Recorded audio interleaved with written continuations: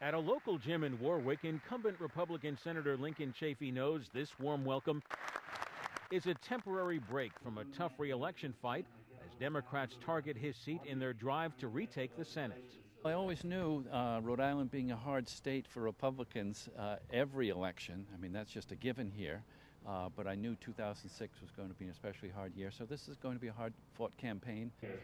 While Chafee's views on abortion rights, the war in Iraq, and other issues are widely held here, there is a great deal of opposition to the Bush administration. I'm scared to death that if we don't get a Democratic Congress, we'll end up even worse off than we are now. So Chafee is distancing himself from the administration, and supporters tout his independence. I think he's an honest man, and he votes for it with his conscience and not with his party. Chafee, meanwhile, is trying to put Democratic opponent Sheldon Whitehouse on the defensive. I think the issue that I am tagging Mr. Whitehouse with right now is complicity in some of these corruption cases of not pursuing them as a top law enforcement official for 8 years.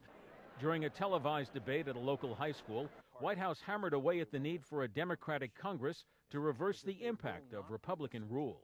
And the only way that we will ever get the attention of George Bush and the Republican leadership in Washington isn't to send Lincoln Chafee down to be nice and ask them, but to send somebody down who will vote to knock them out of power.